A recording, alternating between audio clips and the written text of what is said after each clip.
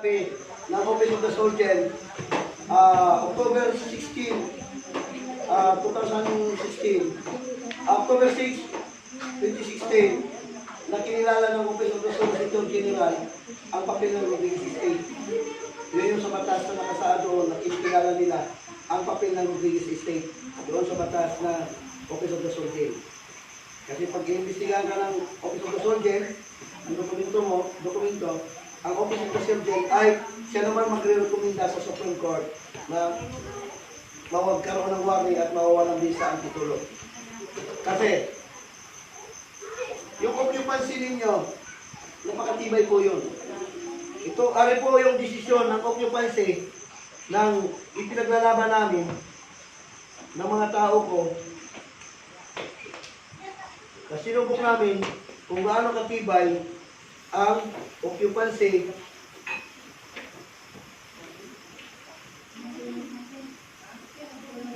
ito po ay 7 case sa lupa. Ang aming dinipinsa dito ay si Edwin and Rosa Abisamis ng Branch 4, Antipolo City, MTC. Nagkaroon ito ng finality na hindi na pwedeng buksan. Civil case ito. Nag-take si Rodriguez bakit nangangaw sa civil case. So, and then yung Branch 19 ng Paranaque sa criminal case, kinasuhan yung mga tao ko, Republic Act 7279, anti-squatting law, using and falsified document, falsification, squatting, disobedience to subject of person. Lahat ng mga criminal case ikinakaso na may kulong tag-6 na taon bago kaso. Pero malaya ang mga tao ko lalo na ito dahil ako ang puno ng dimandahan tungkol sa usapin ng lupa. So, nandito ngayon ako, sa kaharap ninyo, dito na nyo ngayon, nalalaman na totoo pala ang papel ng Rodriguez Estate. Kaso nga lang po, hindi nyo kasi lang din hawak ito. Pero pag hawak nyo yan, at saka ito,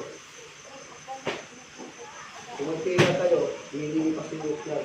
Pero mag-iingat kayo na makupya ng kalaban yan. Kasi, mayroon na sana kayong lupa na pagkakatirikan ng bahay niyo, pag nagpakupya kayo, maraming Pilipino mawawala ng lupa. Hihintay ko lang sa inyo ito, putang nyo nyo, lahat ko layas dito. Pag nagipag-debate ako kasi mga abogado, ito lang dala ko. Kaya itong mga papel na ito. Pero kung magsalita ko sa maraming tao, dadalhin ko lahat pati mga piki. Totoo, ito piki. Oh. Diba?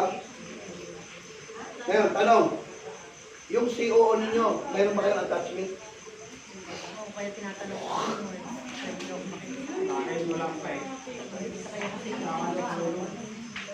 Diba?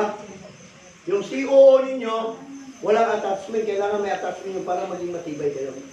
And then sa COO ninyo, ano pa ang binibigay ng karapatan sa inyo? Meron ba kayong conditional sale? SPA? Deed of sale? Meron ba? Meron. May conditional Anong sale. meron? SPA.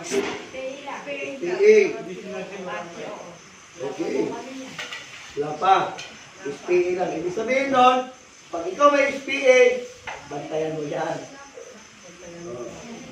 Diba? Sa SPA.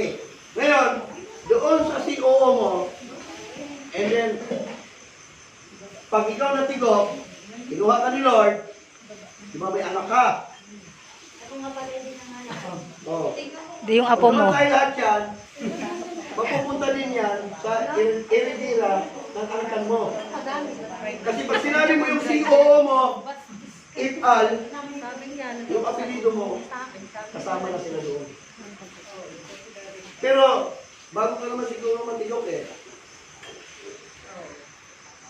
Kung aksidente ang pangyayari, pero hindi naman papayag si Lord na tama ang ginagawa ko sa lupa, na kunin ka niya.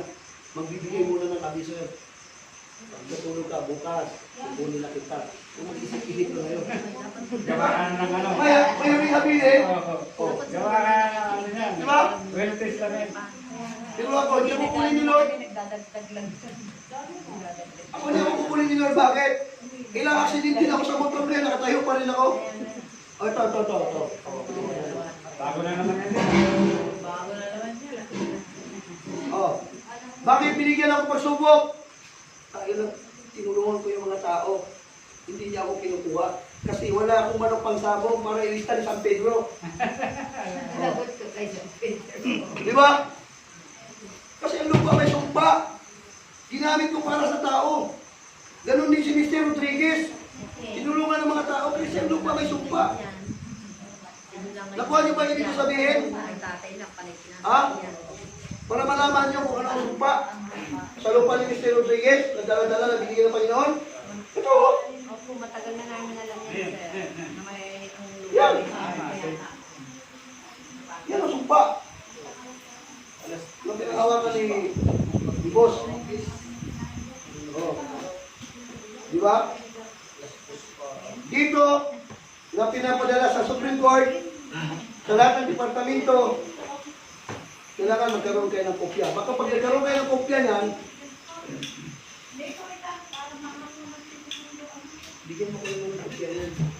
Kasi, tutulungan mo naman ako, pero simpatya mo. Kunin lang. Dito, nagikot na ng akopyado. Akopyado kami. Ito, may kulong. Ito. Ngayon alam nyo na. Ito, may kulong. Ito, basahin ko pa, oh. Ito, tinira ko pag-ibig. Ano pag-ibig ko? Palamba Laguna pag-ibig. sige, sir. Pumirma. Ginasa. Ito. Ginasa nila, oh. Ito.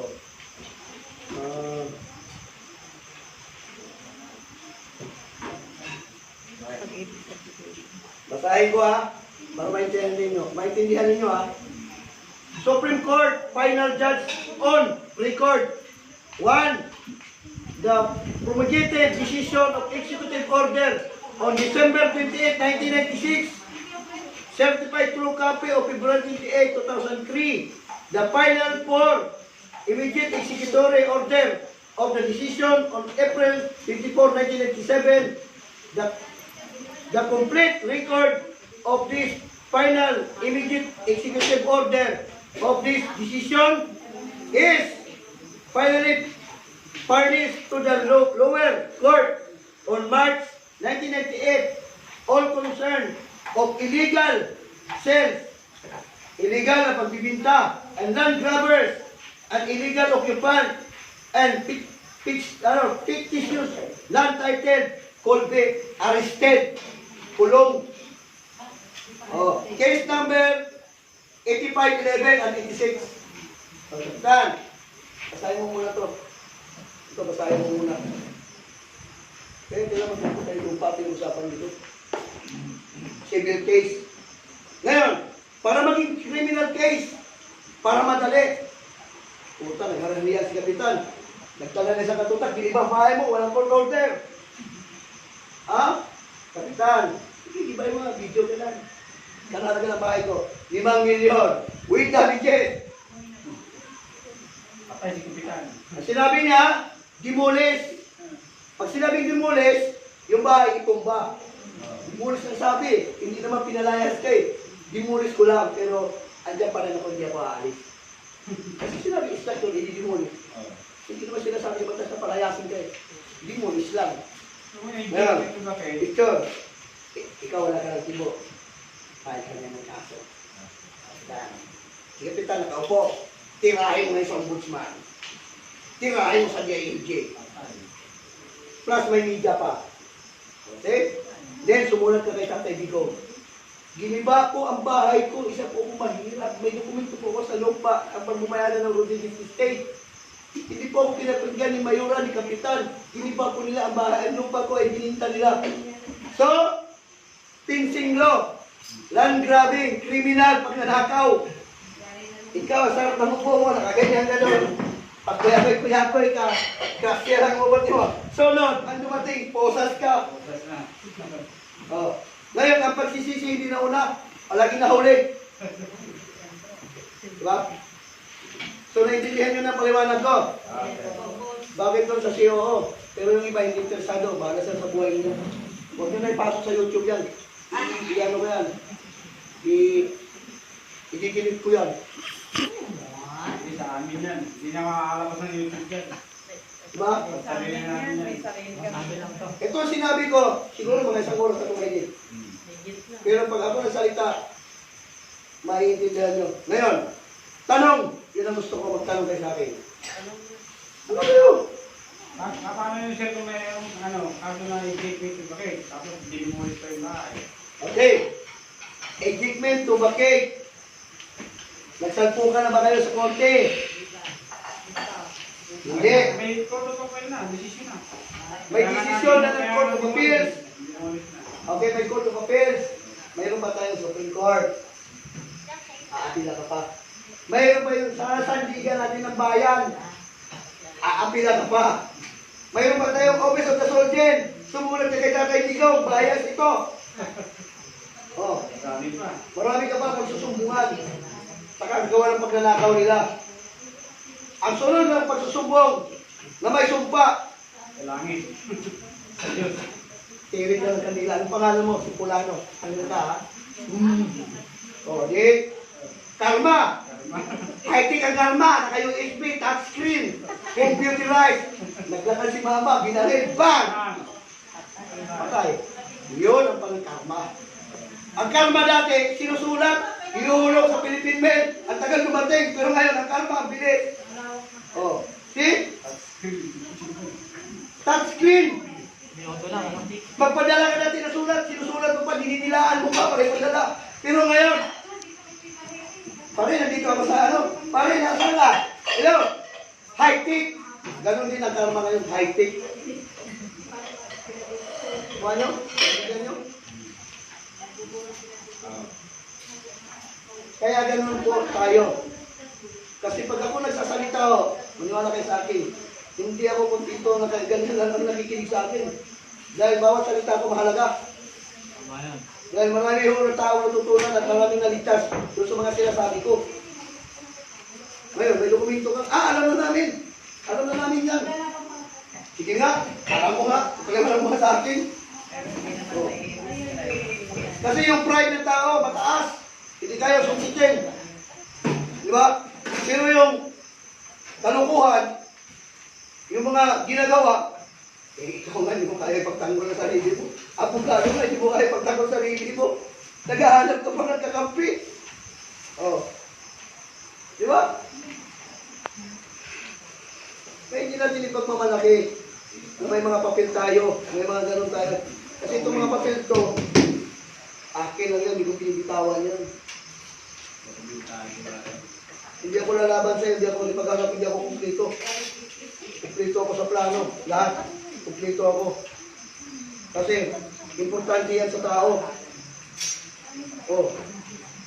Ipagmamalaki mo. Hindi, si ganito, si ganyan. Kasi mayroon kaming gano'n. May ganyan kami. Oh.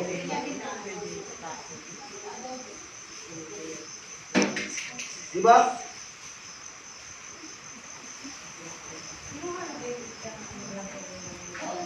Alam mo, sa totoo lang, maraming mga nag-imbita sa akin na gusto ko magsalita sa meeting na magpapaliwanag sa dokumento.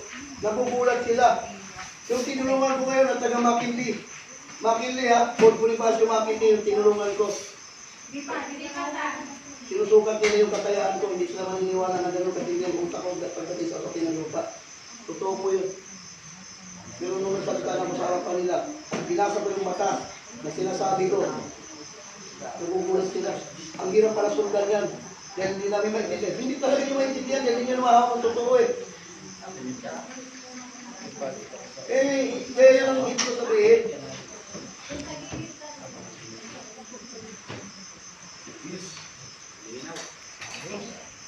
So, naintindihan nyo? Hindi na kayo nagtatanong sa akin. Andyan yung mga sinasabi ko. Lahat yan. Nakapaloob lahat ko dyan. Hindi natin po pwedeng magsinungalingon tayo. Ngayon, para mayroon kayong knowledge. Umusan ako ng memory. Ito, summarize ito. May mga kulang. Yung dokumento ko na nandun sa motor ko, na kumpleto. Kung gusto niyo magpa-comply kayo ng kumpleto lahat, iko-kumpleto ko para sa COO ninyo. May contact number ako, tawagan niyo ako, pag pumunta kayo doon, sabihin nyo sa akin na yun dapat ang gagawin.